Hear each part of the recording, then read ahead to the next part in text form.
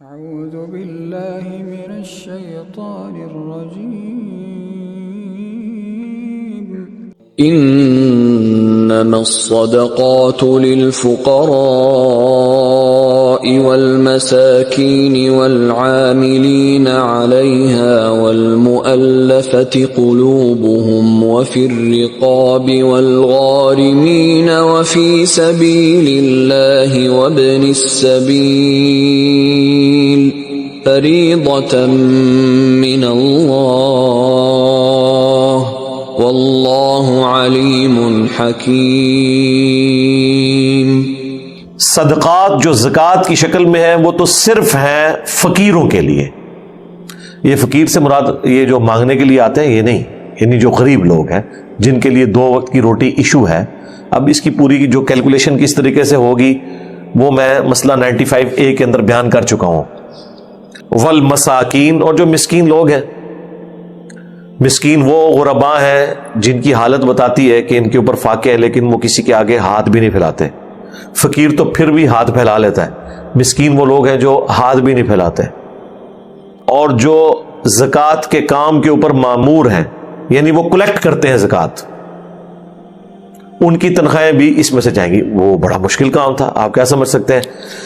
گاؤں ایریا میں دور دراز جانا اور بھیڑ بکریاں کلیکٹ کرنا، پھر وہ لا کے بیت المال میں جمع کروانا، کئی مہینوں کا سفر ہوتا تھا ان کا۔ اتنی بڑی امپائر تھی، پھر اس میں اس کو حفاظت سے لے کے آنا ہے، راستے میں قافلے پہ حملہ بھی ہو سکتا ہے۔ اچھا، اب اس سے یہ پتا چلا کہ یہ زکوٰۃ تو وہی کلیکٹ کی جا سکتی ہے جو سامنے، اب بھیڑ بکریاں تو آپ گن سکتے ہیں، لیکن ایک بندے نے اگر زیورات جوڑ کے رکھے ہوئے ہیں تو وہ جو زکوٰۃ کلیکٹ کرنے کے لیے گیا اس کو تو نہیں پتا اس نے اندر کتنا زیور جوڑا ہوا ہے یا سونے کے کوائن کتنے جوڑے میں۔ اس کیس میں پھر اس نے خود ایمانداری سے زکوٰۃ نکالنی ہے۔ البتہ جو مویشی رکھے ہوئے تھے وہ تو گن لیتے تھے، ہاں اس کے پاس اتنے مویشی ہیں تو اس کے گیس اتنی وہ زکوٰۃ دے گا۔ 3 مصارف آ گئے، فقیر، مساکین اور جو ملازمین ہیں، اور جو تالیف قلب کے لیے جن کی مدد کرنا مقصود ہوتی ہے نا، نیو مسلمز، وہ چاہے امیر بھی ہوں ان کو بھی زکوٰۃ دی جائے۔ وہ بخاری مسلم میں آتا ہے نا کہ وہ صفوان کو نبی علیہ السلام نے 100 اونٹ دے دیے، اور دوسری طرف انصار مدینہ جو پوری زندگی قربانیاں کرتے رہے ان کو کچھ بھی نہیں۔ اور اسی وجہ سے پھر وہ چند نوجوان انصار کی زبان سے یہ گستاخانہ جملے نکل گئے کہ ابھی تو قریش کا خون ہماری تلواروں سے ٹپک رہا ہے اور اس شخص پہ اس کے قبیلے قریش کی محبت غالب آ گئی ہے، یعنی رسول اللہ کی طرف انہوں نے اس کا اشارہ کیا۔ نعوذ باللہ۔ اللہ تعالیٰ نے وحی کے ذریعے حضور کو بتا دیا، نبی علیہ السلام نے بلا کے پوچھا تو پھر بیچ میں بزرگ پڑ گئے بڑی عمروں کے، انہوں نے کہا یا رسول اللہ یہ بچے ہیں، درگزر کریں، جذباتی لوگ ہیں، تو ہمارا عذر قبول کریں۔ حضور نے کوئی 295C نہیں لگائی، گستاخ رسول کی ایک ہی سزا، سر تن سے جدا۔ آپ نے فرمایا اللہ اور اس کا رسول اس کا عذر قبول کرتے ہیں۔ پہلے تو حضور نے ان کی معافی قبول کر لی، اور پھر آپ نے جسٹیفیکیشن دی ہے کہ میں ایسا کیوں کر رہا ہوں۔ آپ علیہ السلام نے فرمایا کہ کیا تم اس بات پہ راضی نہیں ہو کہ لوگ جو ہے وہ دنیا کا مال لے جائیں اور تم اللہ کے نبی کو اپنے ساتھ لے جاؤ؟ اللہ کی قسم اگر پوری دنیا ایک گھاٹی میں چلے اور انصار مدینہ دوسری گھاٹی میں، تو میں انصار مدینہ کے ساتھ ہوں گا، میرا جینا اور مرنا انصار مدینہ کے ساتھ ہے۔ پھر ان اصحاب نے کہا یا رسول اللہ ہم اللہ کے رسول کو ہی لے کے جائیں گے۔ تو وہ صفوان، ابو سفیان کو بھی 100 اونٹ دیے، بخاری مسلم میں آتا ہے۔ اب صفوان جو ہے وہ خود بتا رہے ہیں کہ نبی علیہ السلام پہ میں ایمان تو لے آیا تھا لیکن نبی علیہ السلام سے مجھے سخت نفرت تھی، وہ دل میں محبت پیدا نہیں ہوتی تھی، لیکن حضور مجھے اتنا دیتے رہے کہ الٹیمیٹلی نبی علیہ السلام کے لیے میرے دل میں محبت کے جذبات پیدا ہو گئے۔ ظاہر مال تو بڑوں کو گرویدہ کر دیتا ہے، لیکن یہ اچھی کاز کے لیے۔ اور اسی کانٹیکسٹ میں اگر کوئی کافر بھی ہے اور چانسز ہے وہ اسلام کی طرف آ جائے گا، اس کی مالی مدد کی جائے، وہ بھی مؤلفۃ القلوب میں ہی آئیں گے، تو آپ ان کے اوپر خرچ کریں۔ اور گردنوں کو آزاد کرنے کے لیے، یعنی غلاموں کو آزاد کرنے کے لیے۔ اب غلامی کا سسٹم تو ظاہر نسل در نسل چل رہا تھا، غلام نے اگر آزاد ہونا ہوتا تھا تو وہ اپنے مالک کے ساتھ ایگریمنٹ کرتا تھا کہ اگر میں تمہیں اتنی کمائی کر کے دے دوں تو تم مجھے آزاد کر دینا۔ ظاہر ہے وہ اپنی قیمت ادا کرے گا نا، کیونکہ مالک نے بھی اسے خریدا ہوا ہے، آگے اس نے بیچنا ہے، اس کی بجائے اگر وہ خود ریکویسٹ کرے، پہلے تو یہ بھی الاؤ نہیں کرتے تھے، پھر قرآن میں آیا کہ اگر کوئی اس طرح اجازت طلب کرتا ہے تو تم اس کے ساتھ یہ معاہدہ کر لیا کرو. پھر ایک رائٹ مل گیا غلاموں کو کہ وہ اپنی گردن چھڑوا سکتے ہیں. پھر وہ محنت مزدوری کر کے پیسہ جوڑتے تھے اور اپنی قیمت کے برابر ادا کرتے تھے، یا پھر کوئی امیر آدمی تھا ان کی قیمت دے دیتا تھا، جس طرح حضرت بلال حبشی کو آزاد کروایا حضرت ابوبکر نے. اور بخاری میں الفاظ ہیں، حضرت عمر کہا کرتے تھے ابو بکر ہمارے سید ہیں کیونکہ انہوں نے ہمارے سید بلال، سیدنا بلال کو آزاد کروایا. ٹھیک ہے، تو اس کی ایک بڑی فضیلت آئی کہ آپ نے اللہ کی رضا کی خاطر غلاموں کو آزاد کرنا ہے. اس لیے آپ دیکھیں کتنے گناہ ہیں اگر ہو جائیں یا کوئی غلطی ہو جائے اس کا کفارہ، جیسے کہ قسم توڑنے کا کفارہ سورۃ المائدہ کی آیت نمبر 89 میں آیا تو کہا گیا ہے غلام آزاد کرو. ایکسیڈنٹل قتل ہو جائے، قتل ناحق ہو گیا لیکن جان بوجھ کے نہیں ہوا، تو اس کی سزا بھی ہے کہ ایک غلام آپ نے آزاد کرنا ہے. تو اس طرح اسلام نے اسے اتنا ڈسکریج کیا کہ الٹیمیٹلی سسٹم دنیا سے ختم ہو گیا. تو زکوٰۃ کے پیسے سے غلام بھی چھڑوائے جائیں اور جو مقروض ہیں ان کا قرضہ بھی اتارا جائے. یعنی اگر کسی کے اوپر قرضہ ہے تو آپ اس کا قرضہ اتار سکتے ہیں زکوٰۃ کی رقم سے، لیکن یہ نہیں ہے کہ اس نے آپ کا قرضہ دینا ہے تو آپ اسے کہے کہ بھائی تو میرا اینا دینا ہے تو میں نہیں زکوٰۃ دینے سے برابر ہو گیا. نہیں، بعد میں تو نہیں ایسے کیا جا سکتا. ہاں پہلے ایسے ہو سکتا ہے کوئی شخص آپ سے قرض مانگے اور آپ کو پتہ ہے یہ واپس کوئی نہیں کر سکے گا، تو آپ اسے زکوٰۃ کی مد میں دے دیں، اور یہ بتانا اس کو کوئی ضروری نہیں ہے. ہاں یہ آپ اسے کہہ دیں کہ بھائی یہ رکھ لو، جب آسانی ہو ٹائم کیا تک ہے تو واپس کر دینا. واپس تو انہیں کو نہیں کرنا، تسی پاویں کہو یا نہ کہو. لیکن اگر آپ اس کو یہ ریلیکس کر دیں گے ٹھیک ہے جب تیرے پاس توفیق ہوئی، اور اگر نہ ہوئی تو یار نہ دینا. اور اپنے ذہن میں یہ نیت کر لے کہ میں نے اسے زکوٰۃ دی ہے. اب اگر خدا نہ خواستہ اس نے واپس کر دیا، ویسے کوئی چانسز نہیں، آپ بے فکر ہو جائیں. آپ یہ نہ بھی کہیں تو تب بھی اس نے واپس نہیں کرنا الا ماشاء اللہ، تو آپ بے فکر ہو جائیں. اگر وہ آپ کو بعد میں کبھی واپس کر بھی دیتا ہے تو آپ لے کے کسی اور غریب کو دے دیجیے گا، ادروائز آپ کی زکوٰۃ ادا ہو جائے گی. آپ نے پہلے نیت کرنی، بعد میں نہیں. اور بعد کا بھی ایک طریقہ ایسا ہو سکتا ہے، وہ پھر رزق کے اوپر ہے کہ اگر آپ کا کسی نے قرضہ دینا ہے تو آپ اپنی زکوٰۃ کی رقم اس کو دیں، اسے کہیں کہ بھائی یہ تمہیں زکوٰۃ لگتی ہے. تو ایسے لوگ تو خود ہی کہہ دیتے ہیں کہ ہمیں زکوٰۃ لگتی ہے. ویسے زکوٰۃ کے لیے بتانا کوئی ضروری نہیں ہوتا، لیکن آپ نے اپنا وہم نکالنا ہے تو اسے بتائیں کہ بھائی میں نے یہ زکوٰۃ دینی تھی تو اس طرح کرو، یہ تم زکوٰۃ رکھ لو. ٹھیک ہے، اور جب وہ پکڑ لے تو اسے کہ بھائی اب میرا قرض اتار لو. اب اس کی مرضی ہے وہ اتارے یا وہ بھی رکھ لے. ٹھیک ہے نا، یہ اس کی مرضی ہے، پابند نہیں آپ کر سکتے. تو یہ ایک ذریعہ ہے کرنے کا، اور اللہ کی راہ میں. اب اسپیسیفکلی فی سبیل اللہ قرآن کی ٹرم میں تو جہاد اور قتال کے لیے کہ آپ اس میں زکوٰۃ دیں، اور مسافروں کے لیے. اب مسافر کے لیے امیر و غریب ہونا ضروری نہیں ہے. مسافر ہے ہی خود بیچارے غریب الوطنی میں اور جمع پوجی لے کے نکلتے ہیں، بعض اوقات راستے میں ڈاکو بھی لوٹ لیتے تھے، نہ بھی لوٹیں.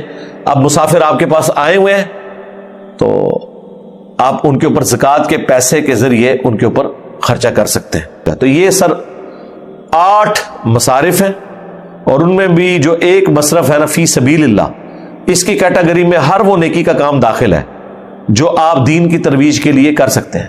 یہ اللہ کی طرف سے زکوٰۃ فرض کی گئی ہے. اب اللہ خوب علم رکھنے والا ہے اور اس کے کام حکمت کے ساتھ ہے. اللہ کو خوب پتہ ہے کون زکوٰۃ کے معاملے میں ڈنڈی مار رہا ہے کہ وہ اللہ کی راہ میں خرچ نہیں رہا، یا جو کلیکٹ کر رہا ہے وہ کیا ڈنڈی مار رہا ہے.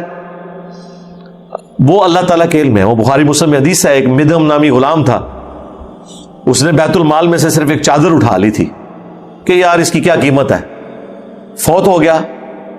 بخاری مسلم میں آتا ہے خیبر کے موقع پر تیر لگا اسے، شہید ہو گیا. صحابہ نے کہا اسے شہادت مبارک ہو. یہ الفاظ ہیں بخاری مسلم کے. نبی علیہ السلام نے فرمایا تم اسے شہید کہہ رہے ہو، حالانکہ حضور کی سواری کا کجاوا کستا تھا، حضور کو وضو کرواتا تھا. اس سے بڑا کوئی سعادت والا صحابی ہو سکتا ہے؟ تم اسے کہہ رہے ہو شہادت مبارک، اور مجھے اللہ نے دکھایا کہ ایک چادر اس نے مال غنیمت میں سے چوری کی، بیت المال میں سے، اللہ نے آگ کی اس کے اوپر پہنا دی ہے اسے. بس یہ حضور نے بات کی ہے تو صحابہ کرام نے گھروں کو دوڑے ہیں.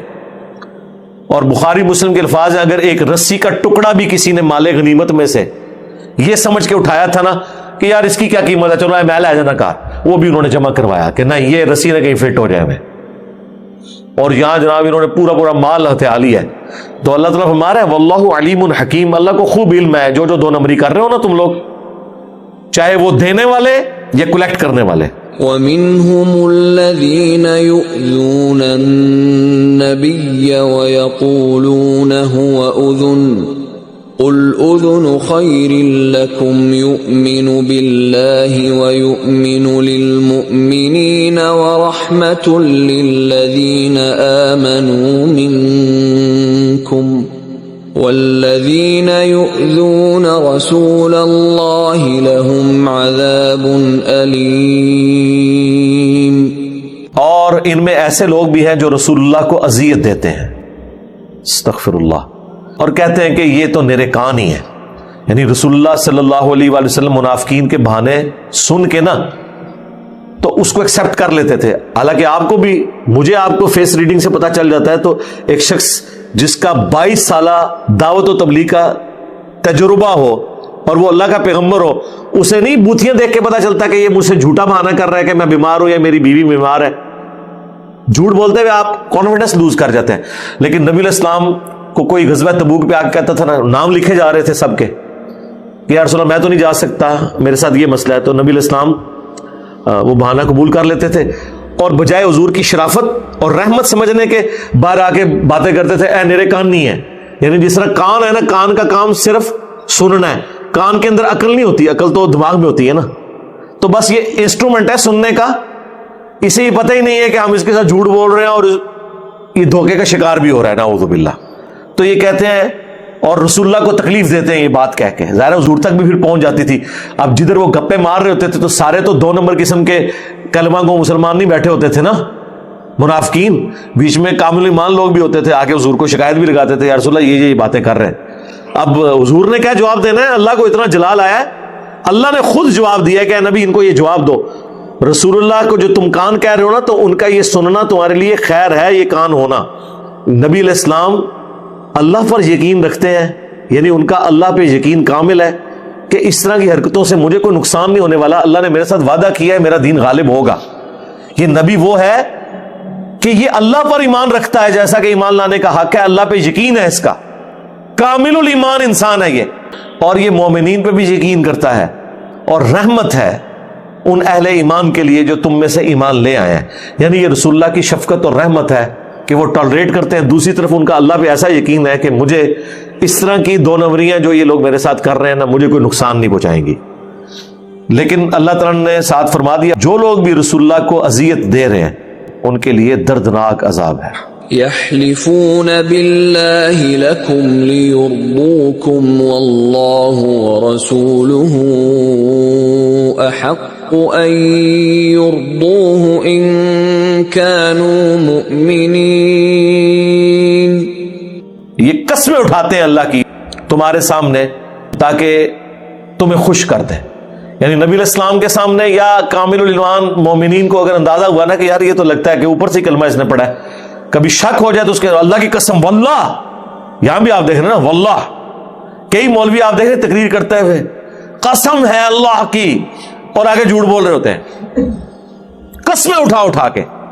تو قسمیں اٹھاتے ہیں تاکہ اے مسلمانوں اور اے نبی تم ان سے راضی ہو جاؤ، جبکہ حق تو اللہ اس کے رسول کا تھا کہ انہیں راضی کیا جاتا۔ کیسے؟ صرف جو کچھ بھی ہے تیرے محبوب کی امت سے نہیں، اللہ رسول کی بات مان کے، جیب ڈھیلی کر کے، قربانی دے کے، جان اور مال کے ذریعے اللہ کی راہ میں جہاد اور قتال کر کے۔ اگر یہ واقعی ایماندار ہوتے نا، یہ اللہ رسول کو راضی کرتے، اہل ایمان کو نہ راضی کرتے قسمیں اٹھا کے کہ نہیں جی میں بڑا بڑا عاشق ہوں، نہیں۔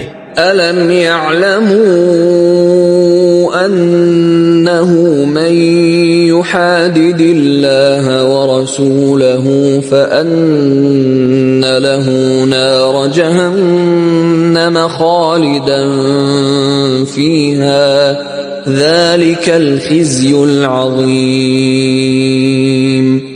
کیا وہ نہیں جانتے کہ جو کوئی بھی مخالفت کرتا ہے اللہ اور اس کے رسول کی تو اس کے لیے ہے جہنم کی آگ ہمیشہ ہمیشہ اس میں رہیں گے. اس سے بڑی اور کیا رسوائی ہو سکتی ہے؟ اللہم لا تجعلنا منہم، اللہم اجرنا من النار.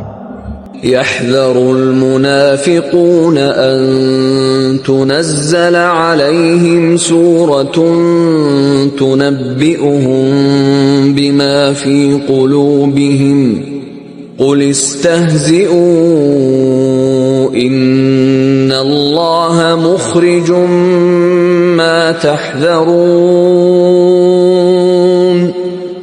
منافق تو ہر وقت اس بات سے ڈرتے رہتے ہیں کہ کوئی ایسی صورت نہ نازل ہو جائے کہ وہ ان کے دلوں کے اندر چھپی ہوئی جو منافقت ہے وہ اہل ایمان کے سامنے ظاہر کر دے. بائی نیم تو ظاہر نہیں بتایا گیا نا، وہ تو منافقین کے نام نبی علیہ السلام کو بتائے اور پھر حذیفہ ابن یمان کو حضور نے بتایا، وہ آگے آ بھی جائے گا، جو نبی علیہ السلام پہ قاتلانہ حملہ انہوں نے غزوہ تبوک سے واپسی پہ کیا تھا. تو اندر سے ڈر لگا رہتا ہے کہ کوئی صورت ایسی نازل نہ ہو جائے کہ ان کا پول کھل جائے. لو جی، اس سے یہ بھی ریزلٹ نکلا کہ اللہ تعالیٰ کا تو یہ عقیدہ ہے کہ جتنے اہل ایمان ہیں اور نبی ہیں ان کو یہ نہیں پتا کہ منافق کون ہے بیچ میں سے. اور اس لیے اللہ تعالیٰ ہمارا ہے کہ جب تک صورت نازل نہیں ہوتی نا تو اہل ایمان کو نہیں پتا چلے گا. اور یہ منافق ڈرتے ہیں کہ کہیں اللہ تعالیٰ ہمارا راز اہل ایمان پر کھول نہ دے. تو اللہ نے اپنا عقیدہ کیا بتایا کہ کسی کو علم غیب نہیں ہے جب تک کہ میں بتا نہ دوں. تبھی یہ بات ہو رہی ہے نا کہ منافق ڈرتے ہیں کہ کوئی ایسی صورت نہ نازل ہو جائے جس میں منافقین کا بتا دیا جائے.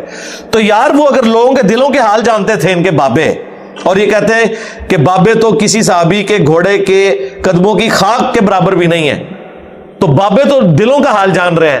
اور صحابہ کے بارے میں اللہ تعالیٰ کہہ رہا ہے کہ یہ صحابہ سے منافقین ڈرتے ہیں کہ کہیں ایسی صورت نہ نازل ہو جائے جہاں پہ کامل الایمان صحابہ کو اور اللہ کے نبی کو یہ پتہ چل جائے کہ کون کون منافق ہے. کیونکہ نماز تو وہ بھی پڑھتے تھے. مسلم شریف میں حدیث ہے، ابن مسعود کہتے ہیں کہ حضور کے زمانے میں منافق بھی مسجد میں جماعت سے نماز پڑھتا تھا، حتیٰ کہ وہ بیمار بھی ہوتا نا تو 2 بندوں کے سارے مسجد میں آتا تھا. کہیں لوگ یہ نہ سمجھیں کہ یہ منافق ہے اس لیے نماز سے پیچھے رہ گیا. اس لیے بخاری مسلم میں ہے نا کہ عشاء کی اور فجر کی نماز منافقین پہ بھاری ہے. کیوں؟ اس کے لیے قربانی کرنی پڑتی ہے. آج کل تو عشاء کی ویسے نماز آسان ہے، 17 رکعتوں والی نہیں. ویسے اس وقت تو نیند نہیں آئی ہوئی ہوتی نا، کیونکہ ہماری تو روٹین چینج ہو چکی ہے. لیکن اگلے زمانوں میں جب لوگ زور اور اثر کے وقت سب کچھ کاروبار بند کر دیتے تھے، وہ تو مغرب کے بعد لوگوں کو نیند آنا شروع ہو جاتی تھی، کھانا کھا لیتے تھے اس وقت. تو عشاء تک جاگنا بڑا مشکل ہوتا تھا کیونکہ صبح سویرے اٹھنا ہوتا تھا. تو یہ ایفرٹ والی نماز تھی فجر کی اور عشاء کی. اس لیے حضور نے کہا کہ منافق ہے جو لوگ اس میں پیچھے رہ جاتے ہیں. یہ منافقت کی ایک علامت ہے. اور بخاری مسلم میں حدیث ہے جو لوگ فجر کی نماز کے لیے مسجد میں نہیں آتے، اگر مجھے عورتوں اور بچوں کا خیال نہ ہو تو میں ایسے لوگوں کے گھروں کو آگ لگا دوں جو مسجد میں آ کے نماز نہیں پڑھتے. یعنی یہ منافقین کی علامت ہوتی تھی. تو اس لیے منافقین جو ہیں وہ نماز جماعت کے ساتھ ہی پڑھتے تھے، بیماری میں بھی کوشش کرتے تھے. انہیں کیا پتا تھا کہ ایسے خوش نصیب کروڑوں مسلمان ہوں گے پاکستان میں جو صرف شناختی کارڈ میں مسلمان ہوں گے، نہ نماز پڑھنے کی ضرورت ہے نہ پاک رہنے کی ضرورت ہے. کیونکہ جب بھی کوئی کہنا جی نماز پڑھو کہتے کپڑے پلید ہیں، او پلیدو کپڑے پلید ہیں تواڈے. ٹھیک ہے، مسلمان ہو کے کہتا ہے میرے کپڑے پلید ہیں. مسلمان کی تو پہچان تھی پاکی، غیر ضروری بال صاف کرنا، استنجا، اس کا بھی طریقہ نبی علیہ السلام نے سکھایا. یہ مسلمان کی پہچان تھی اور مسلمان کہتے ہیں میں پلید ہوں. نماز انہیں کتوں پڑھنی ہے؟ تو یہ منافقین ڈرتے رہتے ہیں کہیں ایسی صورت نہ نازل ہو جائے کہ ان کے دلوں میں چھپا ہوا نفاق مسلمانوں پہ ظاہر ہو جائے. اے نبی ان سے فرماؤ کہ ٹھیک ہے تم نے جو یہ ٹھٹا مذاق بنایا ہوا ہے یہ کرتے رہو، بے شک اللہ تعالیٰ وہ ظاہر کر دے گا جس سے تم خوف زدہ ہو. یعنی ایک وقت آئے گا اللہ تعالیٰ کھول دے گا. بہرحال وہ جو اللہ نے کھولا بھی وہ بھی نبی علیہ السلام کو بتایا، حذیفہ ابن یمان کو. باقی لوگ عبداللہ ابن ابی جیسے لوگ اپنی حرکتوں سے تو ایکسپوز ہوئے، لیکن اللہ تعالیٰ نے یہ پردہ ہی رہنے دیا اس حوالے سے. اس لیے تو عبداللہ ابن ابی کا حضور نے جنازہ بھی پڑھا دیا تھا، بخاری مسلم میں آتا ہے. اگلی آیت بھی بڑی کریٹیکل ہے جو دین کے اعتبار سے بہت ایک سینسٹیو ٹاپک ہے کہ جو لوگ دین کے مسائل کا مذاق اور ٹھٹا بناتے ہیں ان کے بارے میں شرعی حکم کیا ہے. منافقین بھی ایسا کرتے تھے اور جب ان سے پوچھا جاتا تھا وہ کہتے تھے ہم مذاق کر رہے ہیں. تو اللہ تعالیٰ نے فرمایا کہ کیا اللہ اس کا رسول رہ گئے کہ ان کا مذاق اڑایا جائے؟ تم نے دین کو مذاق بنایا ہوا ہے. تم کافر ہو چکے ہو اسلام لانے کے بعد. مزاح میں بھی اللہ رسول کے خلاف کوئی بات نہیں کی جا سکتی. ٹھیک ہے جی, وہ انشاءاللہ اگلی دفعہ ہم اس کو کور کریں گے.